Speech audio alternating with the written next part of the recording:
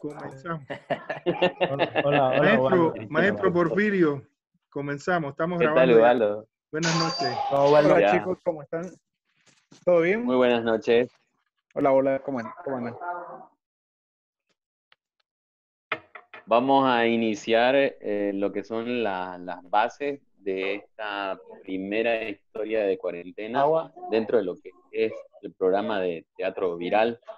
En este caso tenemos a Jorge Calero, nuestro autor, nuestro primer autor. Tenemos a Carlos Ureña, director, y a los actores Vanessa Fornazari y Ubaldo Naya. Los dejo con Alexei Sánchez para que nos cuente un poco las bases. Buenas noches, jóvenes. ¿Tienen las bases? Lo primero es que lo tengamos. Yo no quería, a ver, ¿cómo yo pienso que lo hagamos? No que hagamos una lectura. Por eso yo les decía que si podían tener, estamos aquí viéndonos, cualquier pregunta, cualquier cosa, y tener esto en el teléfono o en la mano. Bueno, yo lo hice, lo imprimí, si lo pueden tener en el teléfono abierto, podría ser, para que vayamos siguiendo. El profe siempre haciendo la tarea, ¿no?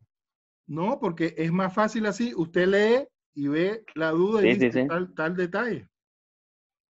Si es posible así, sería ideal, porque lo que yo no quería era empezar ahí en una lectura tediosa del asunto, sino con el texto ir comentando, ustedes van siguiendo y si hay alguna duda precisamos. Me parece que es mucho más rápido así, ¿verdad?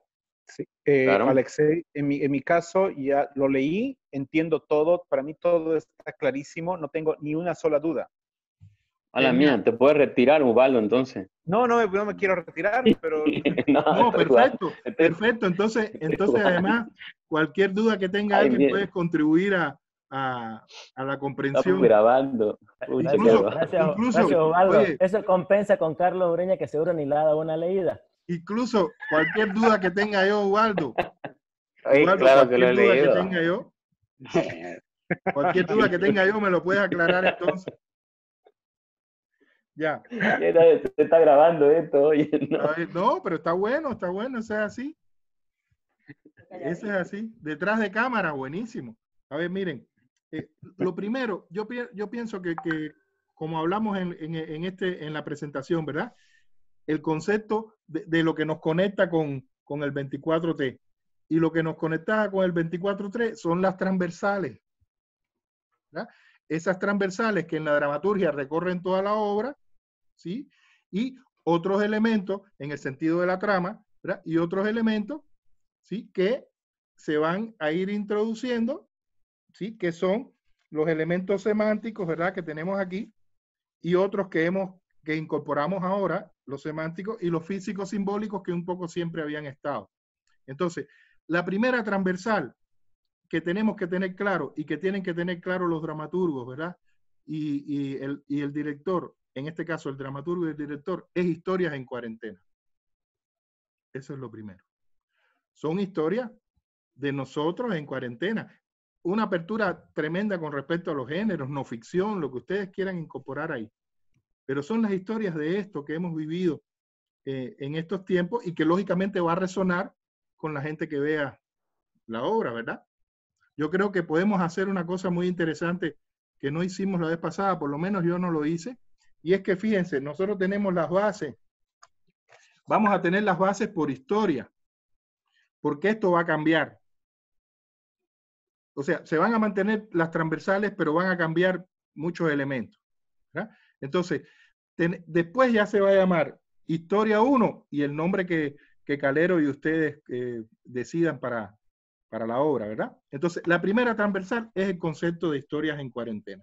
Ahora, ¿cuál es la segunda transversal? Que no solo va a ser para sino para todas, ¿verdad? La filosofía, como hablamos aquí, perdón.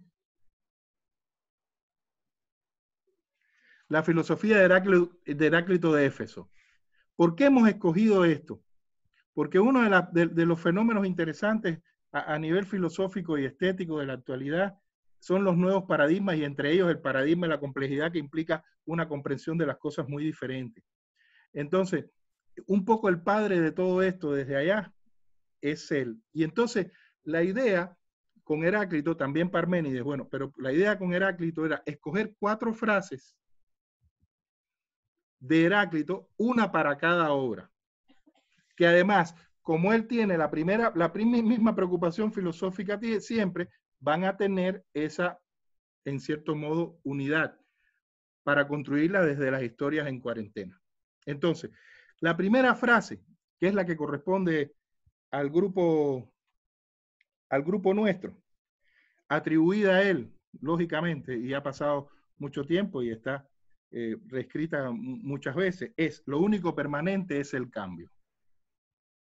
Historia en cuarentena 1, ¿verdad? La transversal, lo único permanente es el cambio. Ahora, ¿qué dijimos?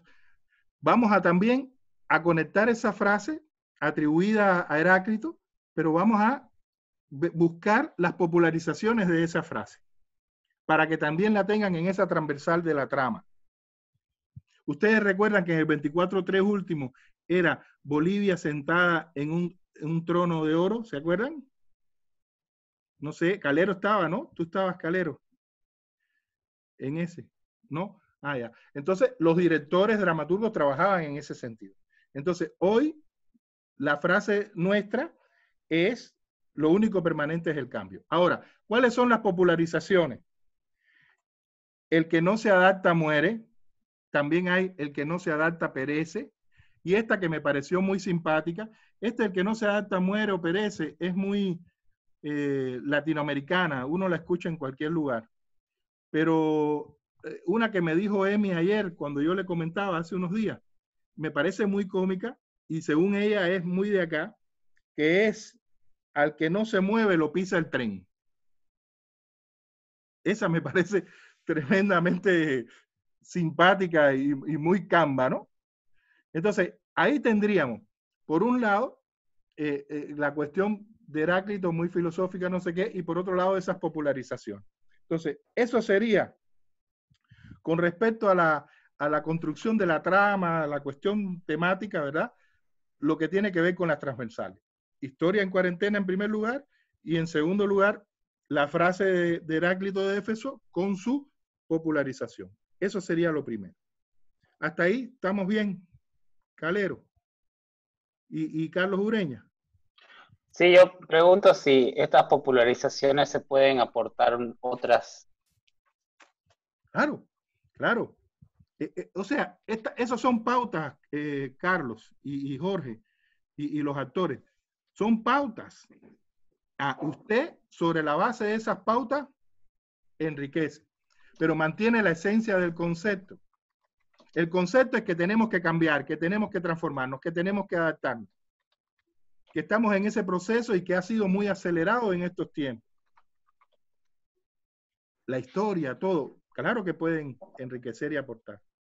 Por eso es que nosotros decíamos al principio, cuando estábamos conversando con Porfirio sobre las bases, decíamos: el dramaturgo ¿va a estar durante todo el proceso o va a estar solo hasta el momento de entregar la obra? Porque esto es nuevo con respecto a los 24T. Y entonces, en las bases nosotros pusimos que dependiera del equipo creador eso. Porque puede ser, por ejemplo, que consideren que Calero termina su trabajo cuando entrega la obra, o que esté durante todo el proceso. A mí me parece muy rico que esté durante todo el proceso como equipo creador y que se integre, ¿verdad?, ya al trabajo del director para aportar, ¿no?, en ese sentido. Sin miedo a esa cosa, ¿verdad?, arcaica de que hay que respetar mi obra y no sé qué. Yo sé que nosotros, en la edad de nosotros, eso no es muy fuerte, esos conceptos, pero en otras edades sí puede ser más fuerte. No sé cómo lo ven, pero eso queda abierto a ustedes. Porfirio puede participar ahí en lo que quieras, queda abierto a ustedes. Si ustedes quieren mantenerlo hasta el final y trabajar como un equipo, porque además en las bases está: la obra puede cambiar, puede enriquecerse, ¿verdad? ¿Quiénes deciden eso? Eso lo decide el equipo creador. Y el equipo creador es Ureña, Calero, Vanessa, Ubaldo, los 4, ¿verdad? Aportando ahí. Mi criterio siempre es que la inteligencia colectiva es muy superior a la inteligencia individual, por muy genial que sea alguien. Entonces, depende de ustedes, chicos, cómo manejar esta cuestión del equipo. Porfirio. No, tal vez es redundar, ¿no? Porque nosotros hemos hablado eso exactamente, que el trabajo del autor termina cuando entrega el texto y listo. Pero lo que pasa en nuestro rubro teatral es que nosotros tenemos múltiples oficios. El caso de Calero es dramaturgo, director. El caso de Carlito es director, actor, ¿no? Entonces, ellos, como los encargados del texto y de la puesta en escena, creo que pueden llegar a un acuerdo y eso es algo que lo tienen que conversar y después dialogar en equipo, ¿no? No solamente ellos, sino que también tienen que establecer un diálogo con los actores también. Claro. Porque miren, a ver, ¿cuál es el reto creativo grande que hay? El reto creativo grande que hay es no solo el tiempo, no solo el hacerlo en una semana, el 24 TR en un día. El reto creativo es que usted va a escribir una obra y después esa puesta en escena se va a hacer de forma virtual, posiblemente cada uno en su lugar. Vanessa por un lado y Ubaldo Naya por el otro. Y entonces después que hagan esa puesta en escena virtual, ¿verdad? Tienen que ir a Tiañola y chocar con otro espacio y hacer un montaje ahí. Y después integrar ese montaje a la grabación de un plano secuencia. ¿Se dan cuenta? Es un reto grande. Por eso, mientras más cabezas participen en ese proceso y más se integren todas sus capacidades, va a ser mejor el resultado.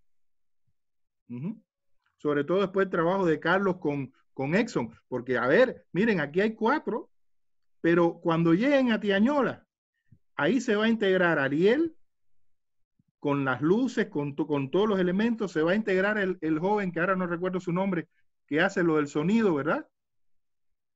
Porfirio. Sí, sí. Arturo. Y además Exxon. Una cosa puntual sobre eso quería decir, Alexei, de que después cuando ya pasa la posta a Carlos, digamos, sí se puede ir mientras más adelante en cómo va a ser la puesta en escena con relación al sonido y a la imagen, eso va a ayudar. Entonces ustedes van a tener el teléfono ya de Edson y de Arturo para que les pase ciertas pautas de cómo se imaginan sonoramente, porque la cámara es donde va lo que va a captar. Y Arturo, que es sonidista de cine, entonces él está acostumbrado a trabajar con pautas sonoras, entonces permite incluso desde el guión o ciertas partes, ciertos elementos que crean ustedes que sea importante, que se creen en el momento, pero para que él lo pueda captar directamente, porque va a tener varias formas de poder registrarlo. Eso. Y en ese sentido, digamos, ¿cuáles serían las limitaciones del video, digamos, o sea, o las limitaciones digamos, para la obra? O sea, hay como algunas cosas, digamos, que ustedes tengan, así como, porque Alexei hablaba algo del plano, como un plano secuencia, ¿no es? Algo así dijiste. Entonces, digamos, esas cuestiones que, digamos, tienen que ver más con Carlos, con Edson, pero hay como limitantes. O sea, dentro de esta idea de que es teatro, pero ahora la idea igual de teatro virtual es como complejo igual, o sea, ¿a qué nivel el riesgo puede ser mayor ahí y la propuesta puede ser, digamos, más diversa o hay, digamos? Ya. ¿Qué es lo que no queríamos, Jorge? No queríamos la cosa clásica de poner la cámara en la platea y grabar la puesta.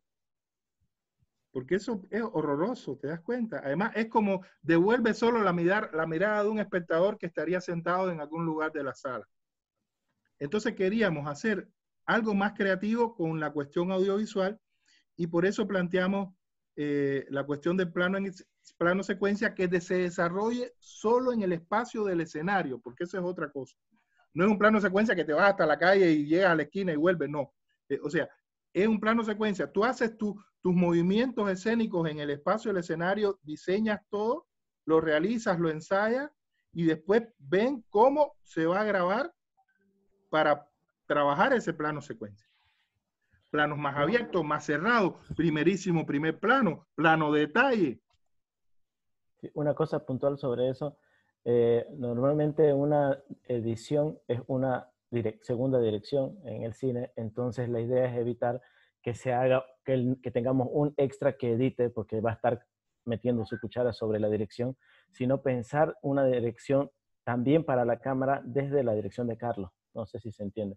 Claro. Ese es un poco parte del reto y parte ahí de cómo vamos a hacer. Entonces, en vez de decir corte el plano, primer plano, plano general, que sea más bien los actores que se acercan o se alejan a la cámara o algún movimiento de cámara que veamos conveniente que se acerque, pero siempre pensando justamente en hacer la transformación de los planos por el movimiento de los actores, ¿no? O los elementos o lo que veamos conveniente. Claro. Sobre el montaje de Carlos va a trabajar el director audiovisual, pero ese trabajo del director audiovisual es estrechamente ligado a Carlos. Los dos, es ahí los dos. No es él por su parte, ahora yo hago lo que quiera aquí, no. Es así, es ahí. Ah, mira, esto es mejor, ¿te parece así? ¿Te parece que entonces tomo este plano? ¿Cómo lo ves? Sí, no. Ahí, eso es como lo vemos. Y como se ha hablado con Exxon, ¿no? En nuestros encuentros, Ariel, ¿verdad? Como se ha hablado con Exxon, ha sido desde esa perspectiva. Porfirio. Súper, eso estaba súper buenísimo, porque igual a mí, digamos, eso me genera como también otras cosas para poder igual investigar ahí, digamos, ¿no? La escritura, entonces, por eso quería saberlo y me parece... Exacto. Incluso tú en tu dramaturgia puedes proponer cosas. O sea, aquí no sé qué, es un plano detalle del ojo, no sé qué. O sea, hasta eso, porque recuerden, es un texto para ser representado, pero también después para ser fotografiado. Entonces, desde tu dramaturgia, en colaboración, por eso son un equipo, en contacto con Carlos Ureña, puedes decirle, Ureña, ¿te parece que haga alguna propuesta aquí que diga tal cosa, que si esto? Genial. Eso sería genial. Claro, lo que hay que entender es que estamos ante un nuevo formato que lo vamos a descubrir. Eso es. Ustedes lo tienen que descubrir. Lo que planteamos nosotros son pautas, nada más. Y es algo totalmente nuevo. Por eso es importante esto que estábamos viendo al principio. Tenemos aquí las bases de la historia 1. Después tenemos que incorporar a eso el texto tuyo, Calero. Después tenemos que incorporar toda la evidencia de la grabación, de todo eso. Es muy importante conservar esto para después tener el video, ¿verdad? De la puesta en pantalla. Y conservar toda la riqueza de ese proceso. Es muy importante que hagamos esto. Porque eso es una cosa en general que siempre olvidamos. Hacemos todo un trabajo inmenso con la puesta en escena y después se pierde todo. Y ya después no queda nada. ¿No? No es solo preocupación mía. Dubati es el primer preocupado por eso, ¿no? Sí, claro. Pero a mí me parece tremendo que hagamos eso y vamos a empezar a hacerlo porque si no se pierde la memoria de los procesos. Y eso es importantísimo. Calero. Algo para contar, Jorge, creo. Sí, no, y que digamos igual más para Carlos, pero igual lo pregunto por curiosidad. Y técnicamente esto que decías del sonido, o sea, el sonido se va a sobreponer, no, ¿ves? Porque eso es una edición. O sea, el sonido igual está durante la escena, digamos. O sea, exacto. ¿Se tira play en la escena o se tira play? En la escena. Pero porque vos estás pensando en sonido, evidentemente, para una canción, pero también para tomar en cuenta en el registro de una olla, o me interesa que sea, ¿no? aquí es un apagón y solo escuchamos, no sé. Esas pautas que son importantes para uno, sonoramente hablando, se las debe coordinar con el encargado de sonido desde el momento que le pasas la batuta y conforme, o sea, ellos están pendientes. Arturo está pendiente y eso le emociona además a él, como parte de, no es como, pucha, hacer un registro sonoro de una obra, no solamente darle play y poner el micrófono, ¿no? Porque va a estar con su boom, o tiene la posibilidad de 3 ingresos de sonido, entonces sí, son varias cositas ahí que están interesantes para tomarlas en cuenta, por eso se las menciona, que no necesariamente se las tiene que usar, ajá, son pautas, pero por ahí no necesita, pero sí tomar en cuenta que si necesito, voy a comunicarme con el sonidista y ver también qué propuesta tiene él para poder hacer registro. Claro, porque en las pautas están el sonido directo, ¿verdad? El sonido directo de las voces de los actores, y estaría también, nos quedan 10 minutos, estarían también los efectos, ¿no? Los efectos sonoros, que pueden ser, sí. Que pueden ser piezas musicales, ¿no? O pueden ser efectos. Eso está en las pautas. Pero que no se va a hacer en postproducción, sino, digamos, tendría que sonar ahí, ¿no? Sí, eso es... Pero...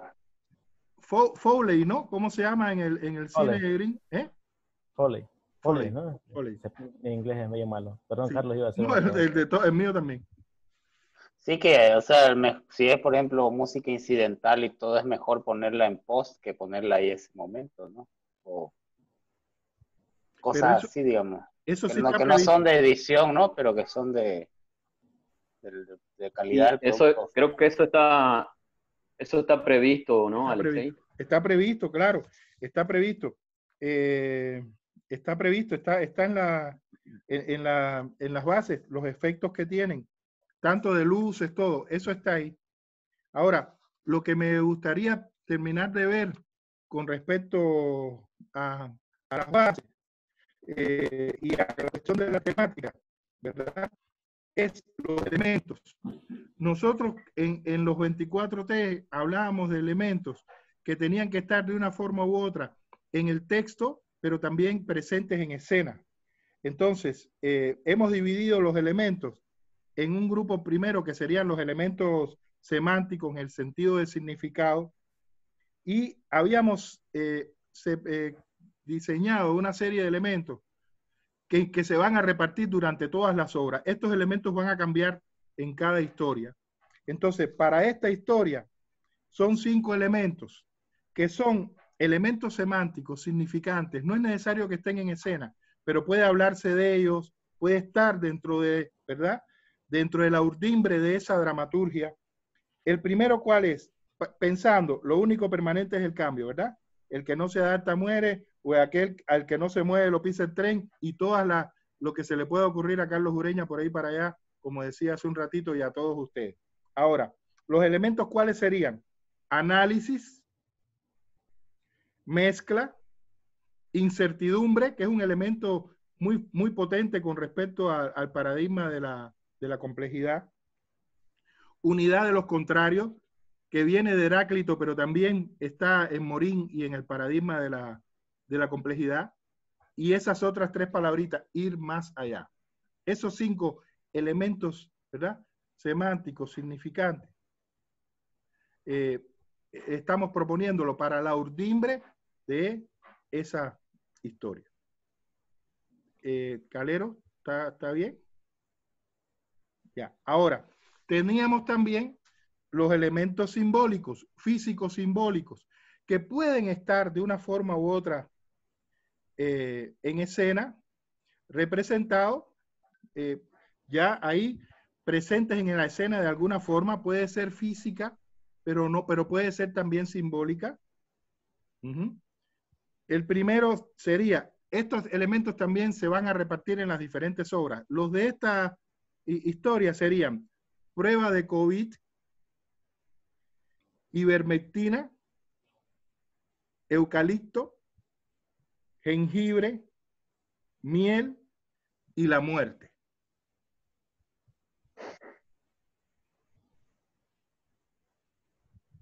Faltó el dióxido de cloro. No, pero el dióxido de cloro lo dejé para la otra porque lo primero fue la ivermectina, ¿tú te acuerdas?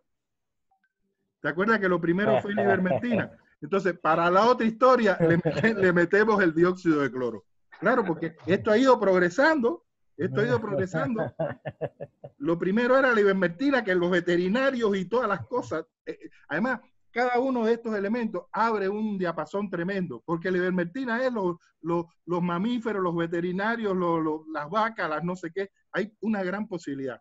Porque una cosa que, Calero, pero tú participaste en un 24T, en el de Santa Cruz, ¿no? Ya. Y tú tienes la experiencia. Una cosa que es muy importante en aquella experiencia que era teatral, innegablemente, absolutamente, es esa mezcla dramática. O sea, el concepto de lo dramático en sí. No es ni una tragedia, ni una farsa, no sé qué. Es una mezcla que hace que la gente, ¿no?, piense seriamente y también desde esa seriedad vaya a determinados espacios y momentos de mucha comicidad y de hilaridad, ¿no? Ese sentido de burlarnos de nuestra propia desgracia, todas esas cosas. Eso es muy importante aquí. Porque además el enfoque que le hemos dado es eso, ¿verdad? Aportar cultura, arte, pero también entretenimiento, que la gente en medio de todas estas presiones encuentre, ¿verdad?, un escape, una experiencia agradable, divertida, además de que sea artística, cultural, lo que sea, ¿no? Entonces, eso sería con respecto a los elementos físicos simbólicos. Con respecto al tiempo, hablamos de 25 minutos máximo, mínimo 20. Y ahí tienes que apretar la tuerca, Calero, porque la vez pasada fue larga. Fue larga. Yo tengo el mismo problema, por eso te digo, yo tengo mi problema, me extiendo y cuando vengo a ver, ya tú sabes. Yo creo que todos los cubanos, Fidel Castro nos inoculó eso. Oye, 5 horas, yo iba a la Plaza de la Revolución 5 horas, un discurso de madre. Ahora yo lo digo y no me lo creo. Pero íbamos todos ahí a escuchar al tipo 5 horas, caballero, no es fácil. Ya, entonces, bueno, sí, de verdad. Una vez se me explotaron las uñas porque me puse unas botas que me quedaban apretadas y se me explotaron todas las uñas. Aquello fue terrible, sí. Por estar 5 horas parado ahí. Oye, no es fácil. Y era un adolescente, ¿no?, de madre. No tenía otro zapato nada más que eso y me puse eso y acabé con mis pies. Entonces, bueno, aquí está lo de la letra, la hoja, eso no importa porque al final se va a entregar digital, ¿verdad? El formato está claro también. El proceso de montaje y demás, creo que lo hemos hablado. O sea, Porfirio, ahí me puedes ayudar. El martes tiene que estar el texto, ¿verdad? Sí. Por favor.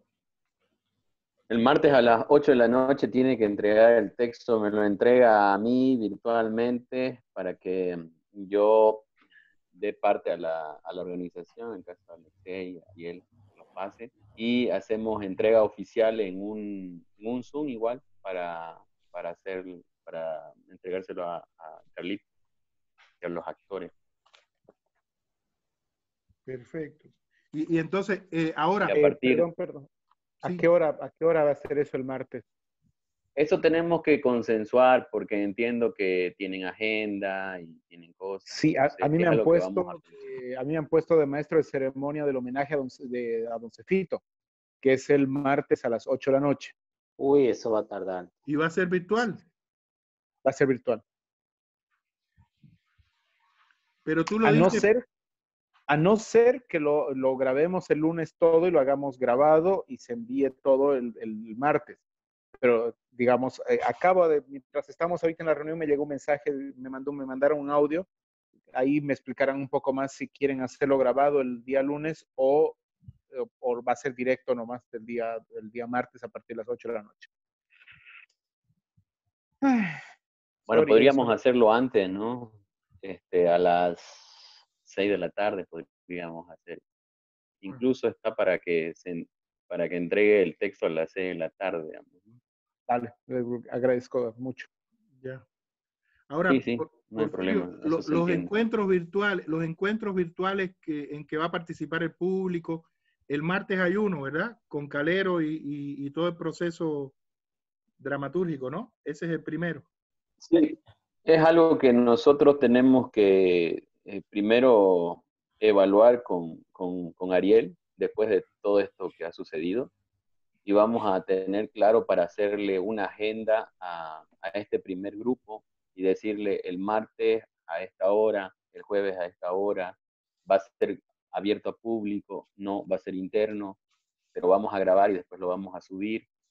Es por eso que es importante que hablen de sus compromisos en la semana, en el caso de Ubaldo, para que nosotros ya organicemos la agenda para que no se cruce, ¿no? O sea, martes ya sabemos que va a ser a las 6, el jueves también tenemos otro encuentro, digamos, ¿no? Y Jorge, también tienen que pensar de... se va a cortar, si se corta nos conectamos por el mismo enlace, porque está a punto de cortarse, sí.